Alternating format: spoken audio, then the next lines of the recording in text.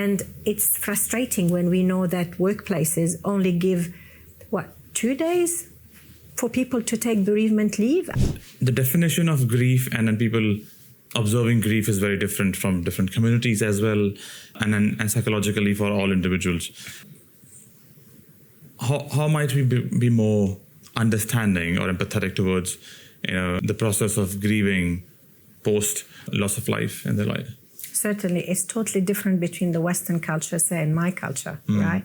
And I guess what brought me into this, your earlier question, when my father died, I received a call from Lebanon to say, you must come straight away. We don't wait to bury our dead.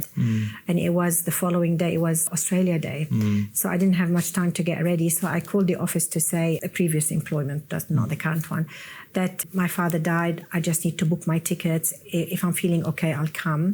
And then I booked the ticket and I thought to myself, am I going to sit by myself and mope? That's not how we do it. I'd like to be with my own community, my own colleagues to actually, share this. And so I went to the office and went into the research meeting, and it was full of health professionals, the research meeting. And no one said anything to me. I was just thinking, there is something wrong there.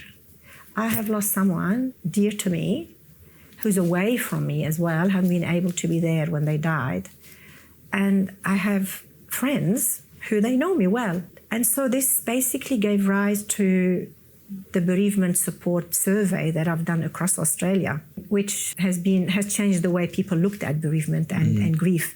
Because at that stage, grief was looked upon as a pathology, and it was pathologized and medicalised like everything else, like death has been medicalised. And so people were told, if you have a death in the family, you must go and see a psychologist, you must go and see a grief counsellor.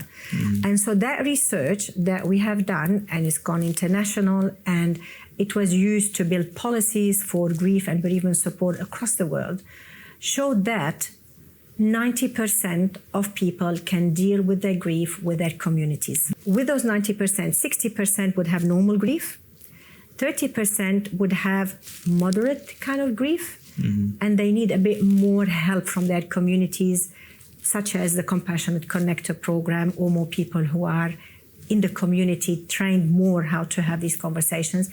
Only 10%, the peak of that triangle, needs to go to mental health professionals. Absolutely changed the landscape of grief from that research. And of course, it came from my own experience of how I felt and how I was treated when I had a grief. And of course, I went home to the funeral and my experience was totally different. It's one of those surreal moments I felt where my church community just completely took over looking after everything, the transactional and the relational stuff. And all I had to do is grieve, enjoy the 3 days of mourning with my friends, my families. We laughed together, we cried together, we ate together. And I just felt that it soothed my grief, the acute grief for that time. So when I came back to Australia, I think my family were a bit worried, like, I need to have some support. And I said, I've done it all there with my community. It's been amazing. So, and this is what I'd like to see, in Australia with all cultures. Of course, our indigenous people do it really well. Maori people do it well. Even the Irish, they do death well as well. So we need to spend time acknowledging the loss and the grief, when we lose somebody. We can't just brush it. And it's frustrating when we know that workplaces only give, 2 days for people to take bereavement leave? That's not enough to recover from a bad haircut, let alone, sort out a funeral, and spend time with your loved ones, really crying if you need to do that. So there's a lot that with Compassionate Community Australia that we need to work on advocacy to change those systems that are not serving communities. So one of the things, how do we get more bereavement support through workplaces? And we started also getting those programs for employees and employers, how to support someone who's caring, dying and grieving. We need to have this at schools. We need to have this in local government. All the settings that our communities, interact with. And because at the moment they are not serving the community the way the community needs to feel well looked after. But then they need to also feel, the community, it is their responsibility and it's everyone's business to be part of delivering that care.